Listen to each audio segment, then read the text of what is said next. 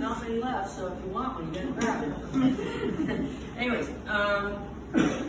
I am writing about the life of Maggie Ambrose, who is a career politician, 56-year-old, who is going to run for president in 2024. And just as a note, this was published in 2020, so it's nothing about the COVID or anything like that, even though it passed through everyone. So, to kick off her presidential bid and introduce herself to the masses, she's writing a revealing memoir. Her publisher insists she divulge more than her political pedigree to gain the nation's attention, but Maggie's not eager to confess the details of her challenging childhood, complex familial relationships, or her failed first marriage. This excerpt is from chapter 17. It describes what occurs a few months before Maggie wins her first election for the Massachusetts House of Representatives 10th District seat in 1997. She's spending time with a new friend, Helen, who eventually becomes her wife. During this section, they take a walk at Kings Beach, which is in Lynn, Massachusetts, and she's curious about her friend, wants to find out more about her. So Lynn, I actually have the shirt on. Lynn, city of sin, you never come out the way you came in. Nice.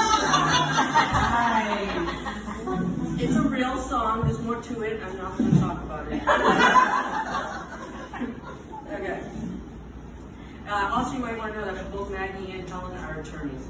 And by the way, if you hear a Boston accent, it's for dramatic effect, and has nothing to do with the fact that I'm from there.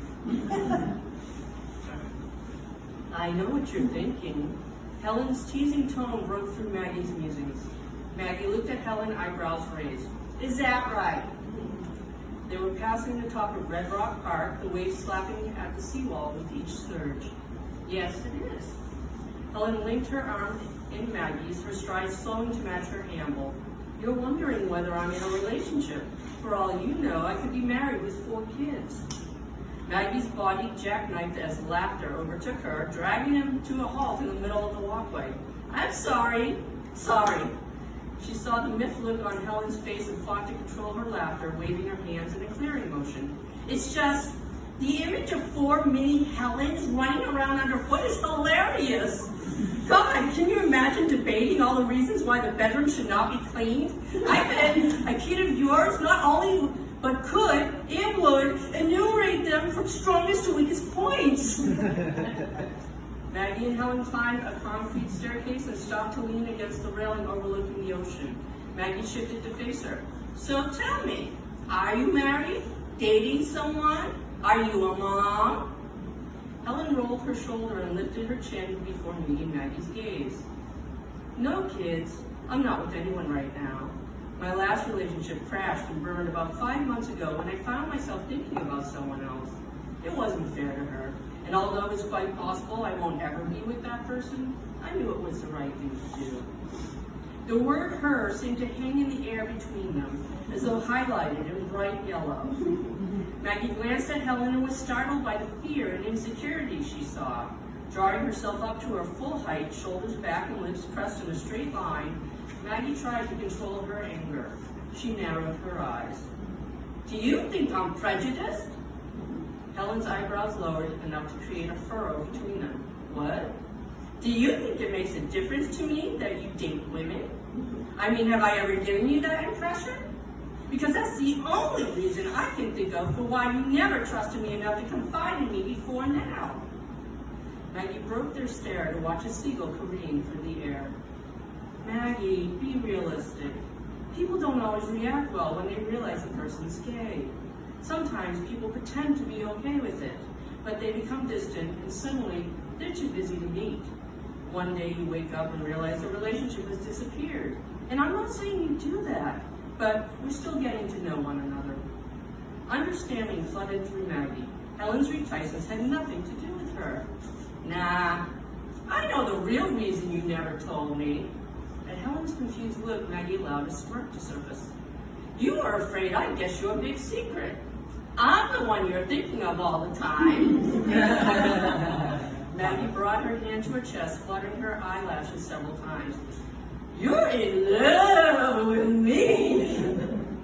She laughed as Helen shoved her away, a scowl on her face. It's okay, Helen, I get it. After all, I'm quite the catch. Yeah, right. As if I'd want to be with a pushover. Pushover? I'm not a pushover. I'm flexible, easygoing. Besides, someone who argues all the time is contrary. He shrugged. Totally unnecessary. I'm a great city solicitor because I know how to negotiate instead of fighting for everything. Tell me this. When's the last time you made an important decision because you wanted to do it, not someone else?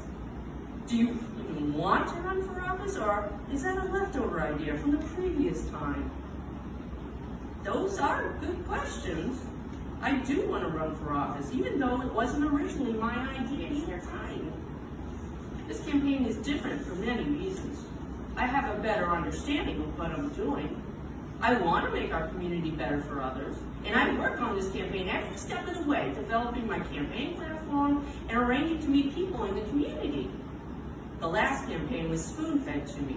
I was told what to advocate and where to be. That's not true this time. Maggie indicated the ocean, listening to the roar of the waves. Although I learned as a kid it was safer for me to go with the flow, sometimes it didn't work out. Sometimes the undertow was dangerous, and I wasn't prepared to deal with the competing push and pull I found myself caught in. Sometimes I nearly drowned. That's how I felt while I was married. What you categorize as a pusher, I believe, was a necessary course for survival.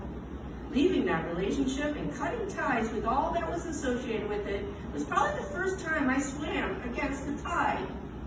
Since then, I've made more decisions based on what I want, and I'll admit it's hard for me. I'm not like you. I don't grab life by the horns and wrangle it into submission. But I'm no longer that girl who floats on top of the waves, following wherever the tide moves. Helen threw up her hands and exhaled loudly. Well, great. That was the last roadblock for not falling for you. Now what am I going to do? She pointed at Maggie. You need to tell me something horrible about yourself. It's for the good of our relationship. Yeah, no. You're out of luck. Because I'm the epitome of a perfect woman.